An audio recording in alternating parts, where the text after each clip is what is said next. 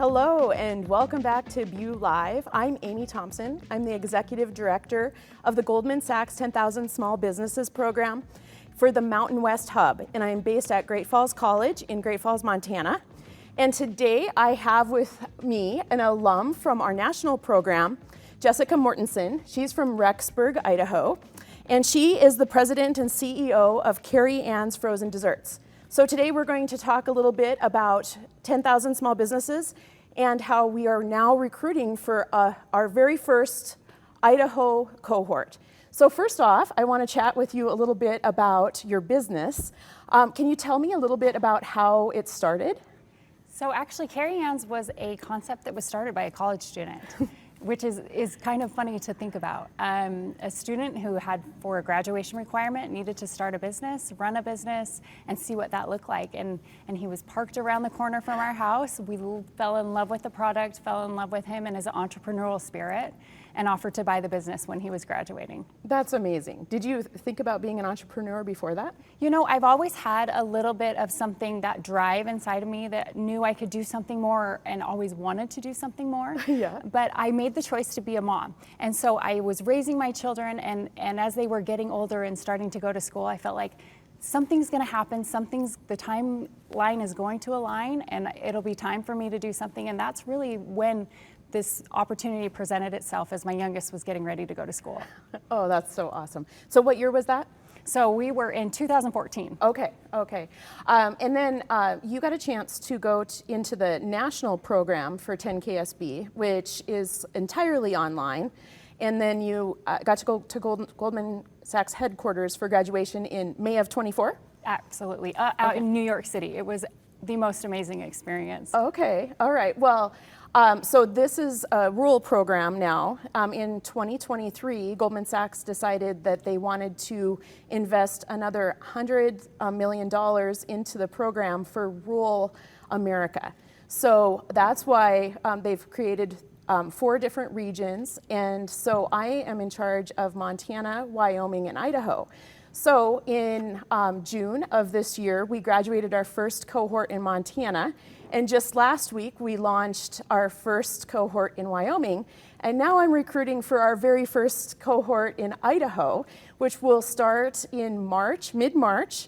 And then this cohort will graduate in June of 26. Well, this is such an incredible opportunity for the Idahoans, those new small business owners, those entrepreneurs who are ready to grow and want to learn about their business. I actually am really excited for the opportunity to even be able to share what this program has done for me. Yes. To the Idahoans. Okay, let's dig in. What did it do for you?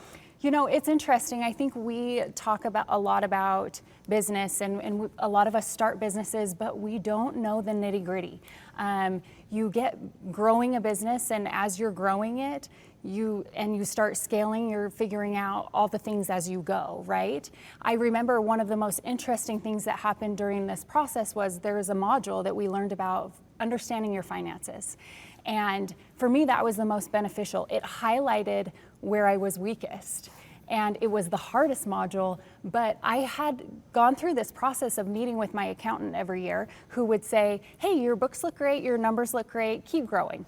And I didn't really understand the metrics behind why we were doing great, or what we could do to leverage that greatness to grow more, or even what I needed to do to scale back in certain areas in order for my business to be more financially viable. So that module alone really helped me realize a lot about how can I talk in a way that I understand my numbers, that I understand what leveraging debt looks like, that I understand really how to process through my profit and loss statements, things that seem pretty typical for people who have been in business for a really long time, but for a new entrepreneur or someone who is just kind of doing the day-to-day and doesn't really feel like they need to know those things, it's so valuable to understand those metrics and understand your numbers, knowing your numbers. Exactly. And you are not alone. I feel like the majority of the alum that I have spoken with so far say that those financial modules are the most difficult, but also the most rewarding. Because they finally get a chance to understand their numbers and realize how they can scale their business, right? Absolutely. And one important thing that I should have mentioned from the get-go, how much did you pay for this program? Nothing. And you know what, to me that was such an incredible thing.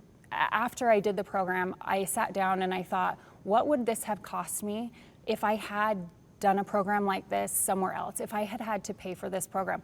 And I know at least I would have been in at least 15 to 20,000 just with the business mentoring that came through that weekly meeting with those business advisors. I feel like Goldman Sachs is really investing in small businesses and helping them to grow, and they're not looking at it as a way to, hey, we're going to insert capital in all these businesses. They're saying, we know that these small entrepreneurs, these small businesses are the backbone of the economy, yes, and we want them to grow, and this is what it looks like, and here's how we can help them. So I'm so grateful for this opportunity that I had to go to it knowing they just invested in me. What am I going to do now to pay this forward? Oh my goodness, absolutely. I think that I would love to talk to a little bit about the numbers of the stats. The program has actually been going on for 15 years. And there's 17,000 alum from across the country. And once you graduate, you have access to all 17,000 alums. And in general, the 66% of those businesses after 6 months have grown in revenue, and 44 have created new jobs. How have you done since May of 24? You know, it's interesting. I went into this opportunity trying to figure out, what does the growth of my business look like? We had decided to franchise about 4 years ago, and entering into the Goldman Sachs program, I still didn't know what that looked like. I didn't realize I'm really starting up a whole new business. So entering into that space, we started with a growth plan, and that was something right away that our business advisor helped us work on. Is, what does this look like for you to grow and scale? What is this going to look like? Where is your growth opportunity? And I thought for me, my growth opportunity was going to lie alone in franchising. I thought that's going to be the way to scale. That will be where we really make a name for ourselves as a brand. And I quickly realized through this program that I needed to reevaluate, because I was starting a new business as a franchisor. In order to be able to manage my finances and make sure that I could meet those financial needs as a new franchisor, I was going to also need to grow my corporate side. So open more corporate locations to be able to help fund those franchises until those royalties started paying back and covered the cost of the corporate team. So I went into this thinking I had one growth opportunity. I came out of it learning I needed to reevaluate how I was going to grow and what that growth looked like. And then I was able to go from there to now scale to where we are. So we started out with, probably at the beginning, we had multiple franchisees signed, 6 locations. We've now doubled that. We just opened our 16th store total, and we have slated another 6 or 7 for next year. Gives me goosebumps. It's so fun. It's amazing. I want to talk a little bit about the model for the Idaho cohort. So it'll be hybrid.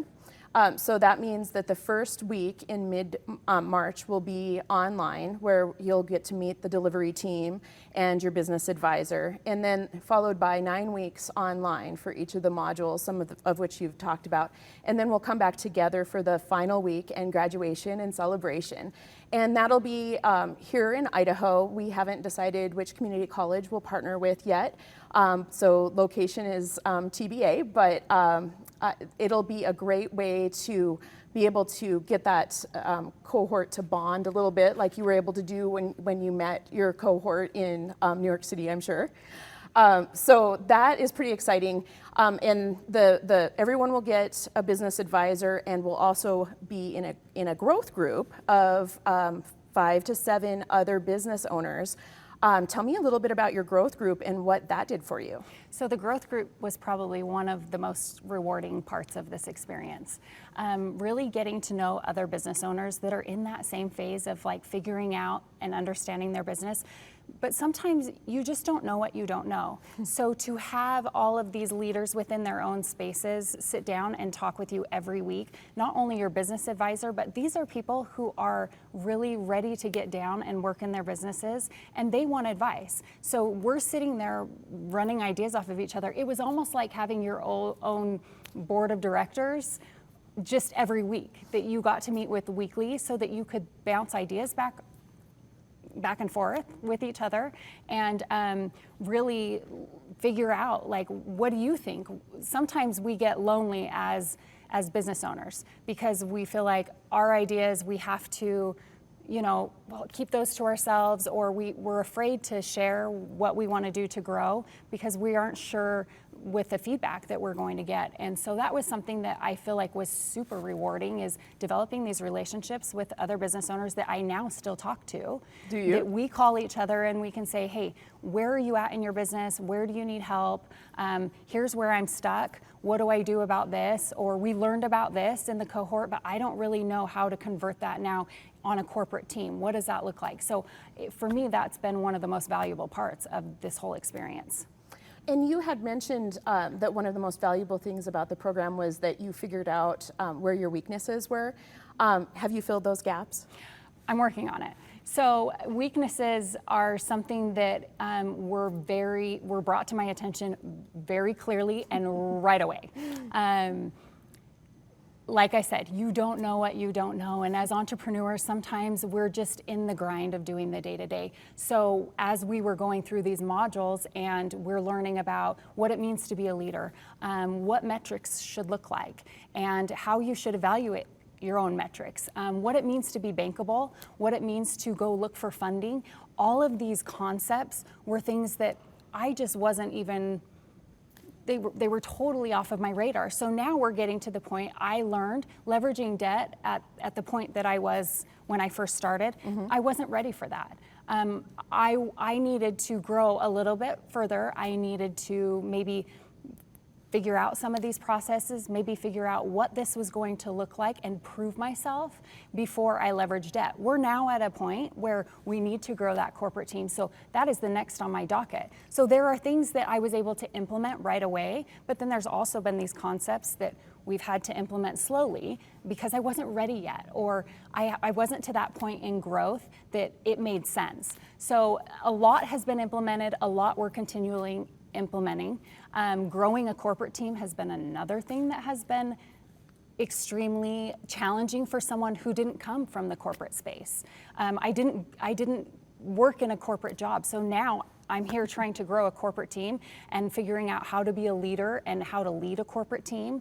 It's been eye-opening, but that was something that we went through in one of those modules where we learned about how to communicate, what communication styles look like, how to communicate with people who don't have the same communication styles, doing DISC assessments, really understanding yourself and what you're good at and where your strengths are, and then also being able to take those members of your team and find out what their strengths are and figure out how to work together cohesively. Absolutely. Well, we are almost out of time, so I want to ask you one more question. What advice would you give to Idaho businesses who qualify for this program, which means that they would be 2 years in business, have at least 2 employees, which includes themselves, and have at least $75,000 in revenue? What would you tell a business that qualifies for 10KSB? Leave your ego at the door and come ready to learn. This will be one of the most valuable experiences that I think could be offered to anyone if they are accepted, to really learn about business, really learn about their business, and deep dive into their own businesses. So if you get accepted and you are going to come into this, you need to make sure you commit the time and the energy. We knew in our cohort those who were really committed. They were the best, they showed up for you. They also grew the most from the beginning and to where they are now. So I would just recommend, if you're qualify for this opportunity, apply. Everyone should apply. Any entrepreneur should apply if they meet those qualifications, and then be ready to learn and just leave your ego aside. Everything that you know about business so far, shelf, and get ready to learn, because this is what is going to elevate you to the next level. Absolutely. Thanks so much for being with me today, Jessica. I appreciate it. And I also just want to encourage any Idaho businesses out there that are watching to apply for the program. And applications are due for this first Idaho cohort on December 1st. Thanks for watching. We'll be right back after a word from our sponsors. Thank you.